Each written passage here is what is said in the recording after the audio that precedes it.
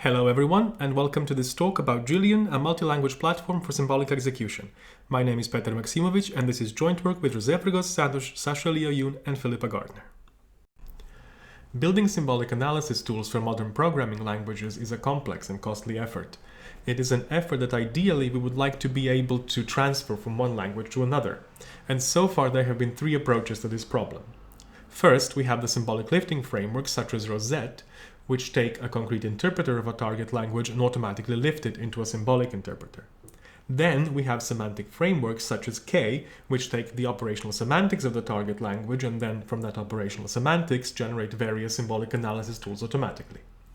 Finally, we have IR-based tools such as Infer and SAW, which take the target language and compile it to an intermediate representation and then perform symbolic analysis on that intermediate representation.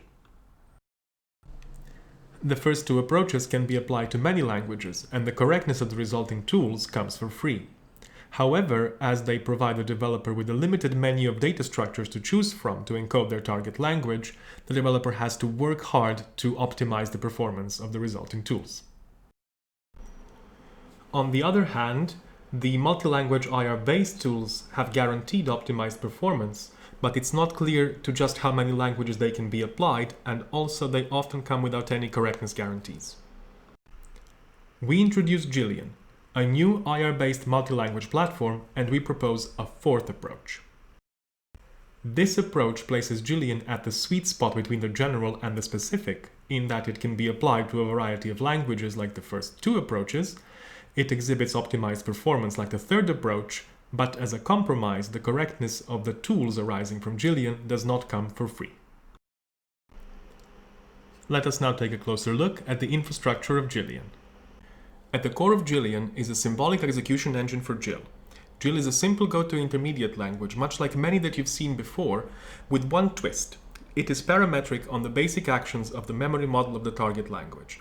And what these basic actions do is they essentially describe the fundamental ways in which target language programs interact with their memories, and we will see some examples of these actions later on. As GIL is parametric, so is the symbolic execution engine of Gillian, and it is formulated in a way that is independent of the target language. Gillian supports several forms of program analysis: classic symbolic execution, full verification, and by abduction in the style of Facebook Infer. In this paper and in this presentation, we focus only on the core symbolic execution engine of Gillian. The analysis that this engine provides is called whole program symbolic testing, where the developer writes first-order assumptions and assertions on symbolic variables in the style of Rosette and CLE, and Gillian provides either a bounded correctness guarantee or a concrete counter model that invalidates one of the given assertions. This reasoning is supported by a dedicated first-order solver that we built based on Z3. Importantly for us, this symbolic execution engine has been fully formalized and comes with parametric correctness results that are independent of the target language. Now, in order to instantiate Gillian to a new target language, there are two things that the tool developer needs to provide. The first is a trustworthy memory-preserving and semantics-preserving compiler from the target language to GIL, and the second is an OCaml implementation of the concrete and symbolic memory models of the target language. What this means is that any language you can compile to GIL, you can analyze with Gillian, but also that you are free to implement the memory model of that language using all the efficient data structures and optimizations of OCaml. When it comes to the correctness guarantees, the only thing that the user needs to provide are proofs of two simple lemmas about the memory model of the target language. So, even though our correctness guarantees do not come for free, they are still much simpler to obtain than when designing a new symbolic analysis from scratch. Let us now take a closer look at the symbolic execution engine of Gillian. As we mentioned before, the GIL execution has been fully formalized with an OCaml implementation closely following that theory. And here on the slide you can see all of the rules of the GIL execution. You're not supposed to read them in detail, but you can spot that there are not many of them and that they are not particularly complex. This execution, importantly, is parametric on the state type. So if you give it a concrete state, you will get a concrete execution. And if you give it a symbolic state, you will get a symbolic execution, and so on.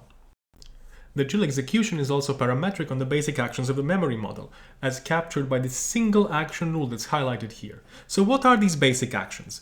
So for example, if you have an object property memory model like you have in Java or in JavaScript, one basic action would be reading a property of an object. Another one would be writing a property of an object. And for example, in C, where you have a block offset memory model, one action could be allocating a new memory block, and another would be freeing a memory block. Another important aspect of the GIL execution is its systematic treatment of any errors that may occur. This explicit error management mechanism allows us to give meaningful feedback to the developer, but also to trivially enable by-abduction by extending the execution with only 2 rules that tell it how to fix errors that have happened because of missing resource. Now, we will bravely step into the theory of Gillian to understand the correctness properties that its symbolic execution satisfies. In order to survive this part, we will have to introduce a little bit of notation, but bear with me, it's not that complicated. First, we assume to have 2 types of states. More abstract states denoted by a sigma hat, and less abstract states denoted by a plain sigma, but you can think about these as symbolic and concrete states. Next, we have the notion of the models of a symbolic state. And the models of a symbolic state sigma hat essentially are the set of concrete states that are described by this symbolic state. Finally, we need a notation for the GIL symbolic and concrete execution, and for that we use this squiggly arrow, and the N in the top right corner of the squiggly arrow denotes that this execution in fact takes N steps. The key theoretical novelty of Gillian is the concept of restricting one symbolic state with another. And here you can see a restriction of the symbolic state sigma hat with a symbolic state sigma hat prime, which essentially denotes sigma hat, but strengthened with some information that's coming from sigma hat prime. And this information is normally something about how the execution evolved from sigma hat to sigma hat prime. So it could be the path condition or some information about non-determinism that occurred, such as allocation or randomness. But you can think of it for the rest of the presentation as the path condition. You will get a better intuition about what restriction means from this diagram. Let's assume to have a symbolic trace with an initial state sigma hat and a final state sigma hat prime. And then let's take a look at the diagram. The dark green oval at the top denotes the models of the initial symbolic state, meaning all of the concrete states described by that symbolic state. And the light green oval at the bottom denotes all of the models of the final symbolic state. Now we are interested in concrete states that start from the dark green oval at the top and end in the light green oval at the bottom. And the way we get to those states is through restriction. So basically, if we restrict the initial symbolic state sigma hat with the final symbolic state sigma hat prime, then the models of that restriction will be precisely the subset of all the models of the initial symbolic state from which the corresponding concrete execution will follow the path of the given symbolic trace. Since our correctness results are parametric on the memory model, we prove them assuming that memory actions satisfy 2 simple properties related to restriction.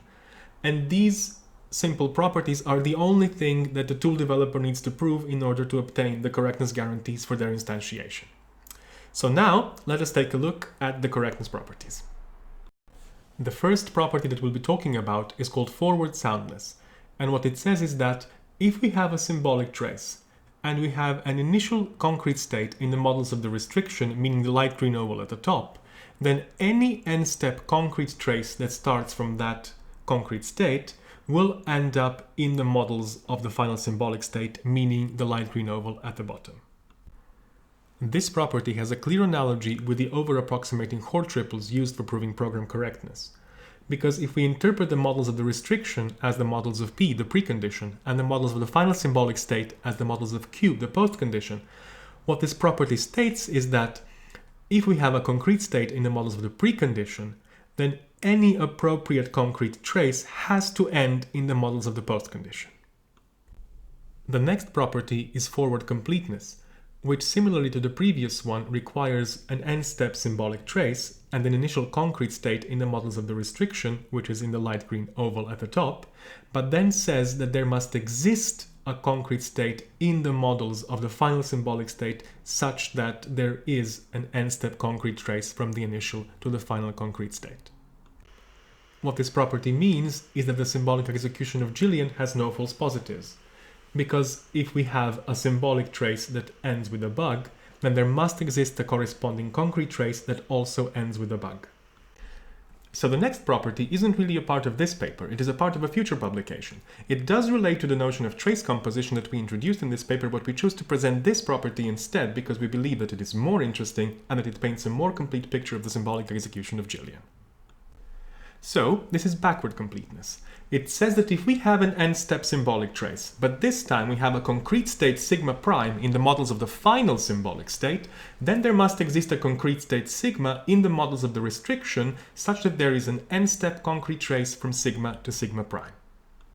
This property has a clear analogy with the under-approximate triples found in incorrectness logic. Again, if we interpret the models of the restriction as the models of P, the presumption, and the models of the final symbolic state as the models of Q, the result, then we have that for every concrete state sigma prime in the models of the result, there exists a concrete state sigma in the models of the presumption such that there is an n-step concrete trace from sigma to sigma prime.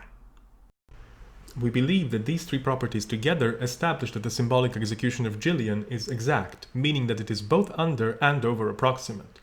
This starting point gives us flexibility because then from there, for some analyses such as verification, we can choose to be over approximate, while for others such as bug finding, we can choose to be under approximate instead. If you've survived this far, you'll be glad to know that Gillian is not all about a theory. We've instantiated Gillian to JavaScript and C, two real-world programming languages with very different memory models, and here are our results. The first aspect of these instantiations that we talk about are the memory models that we had to implement in OCaml. The memory model of JavaScript is an extensible object property memory model that we transferred from Javert 2.0, which is our previous work on JavaScript verification. On the other hand, for the C memory model, which is a block offset memory model, we relied on the CompCert verified compiler. The concrete memory model we inherited directly from CompCert-C, while the symbolic one we built ourselves, inspired by work done on CompCert-S, which is an extension of CompCert with symbolic values. Interestingly, even though these models belong to real-world programming languages, they do not have too many basic actions. For the JavaScript one we have identified 8, and for the C one we've identified 16. Next come the trusted compilers from JavaScript and C to GIL. For JavaScript, we again piggyback on our previous work and take the compiler of Javert, which compiles from JavaScript to GISL, which is the intermediate language of Javert, and then write a simple compiler from GISL to GIL. We do a similar thing for C. We compile using CompCert from C to C# minor, one of its intermediate representations, and then write a simple compiler from C# minor to GIL. Both compilers are memory preserving, and when it comes to trustworthiness, the JavaScript compiler follows the standard line by line and passes more than 9,000 of the applicable official tests, whereas the part of the C compiler that comes from CompCert has been verified in Coq. We evaluate GILLIAN-JS and GILLIAN-C on real-world data structure libraries, Buckets.js and Collection-C. Buckets.js has around 1,500 lines of code and around 65k downloads on NPM, whereas Collection-C is around 5,000 lines of code and approximately 4.4k stars on GitHub. For each library, we wrote a symbolic test suite that has 100% line coverage. For Buckets.js, it had 73 tests, and for Collection-C, it had 161 tests.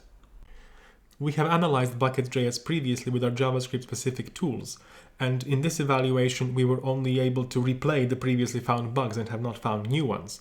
But for Collection-C, we have discovered bugs both in the library and in the concrete test suite that had to do with undefined behavior, off-by-one indices, and also over-allocation. Interestingly, the time it took us to test Buckets.js using GILLIAN-JS was twice as fast as with Javert 2.0, even though GILLIAN-JS comes from a general platform and Javert 2.0 was language-specific. For Collection-C, we believe the times obtained are promising, and we plan to test GILLIAN-C against the appropriate C tools in the near future. Finally, we discussed the time it took us to create these instantiations. So for GILLIAN-JS, the compiler took us around 3 months to write, and that includes JS to GISL, whereas for GILLIAN-C it took us around 3 weeks, but that does not include the development time of CompCert. When it comes to the memory models, the memory model of JavaScript took us around 1 month to get right, whereas for the memory model of C, it took us around 3 weeks. So this tells you that for a real-world programming language, you can expect to have 2 to 4 months of work before you can get the Gillian instantiation running. When it comes to testing the libraries, it took us around 2 weeks to write all the symbolic tests in both cases. So let's discuss now about what does it mean to use Gillian, how difficult actually is it? So for a tool developer who would have to develop new instantiations of Gillian, they would have to create a compiler from their target language to GIL and also implement in OCaml the memory models of their target language. So they would have to have first an in-depth knowledge of the target language itself, its semantics, in order to be able to do the compiler. They would have to have a working knowledge of OCaml to implement the memory models, but also to have a basic understanding of the Gillian memory model interface. What they would not have to do is know the innards of Gillian, and they would not have to edit the core execution engine. On the other hand, the general developer would use Gillian to write symbolic tests for programs written in their target language. In order to do that, they need to have a working or an in-depth knowledge of the target language to be able to understand the behavior of their program, and also have some basic first-order logic understanding in order to write the symbolic tests. From our experience with writing symbolic tests, we believe that developers who are used to writing concrete tests should have little trouble moving to symbolic tests. We have many ideas when it comes to where we would like to take Gillian in the future.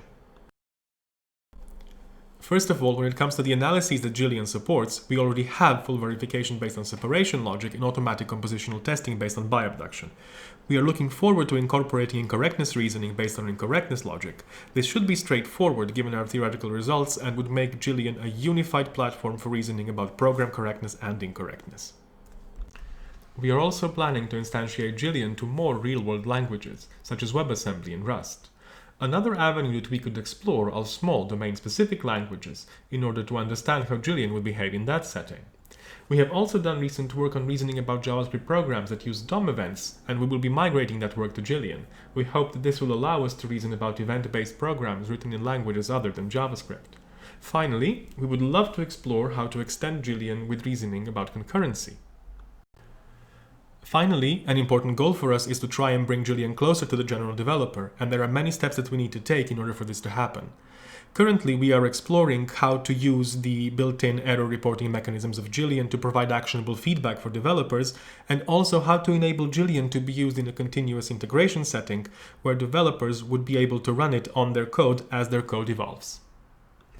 So, we've reached the end of the talk. Thank you for your attention, and I'll be happy to take any questions you may have. But before that, I have to do a bit of a plug. We do have a few openings for postdocs and possibly research engineers at Imperial to come and work on Gillian. If you're interested, please contact Philippa on Slack or via email. Thank you.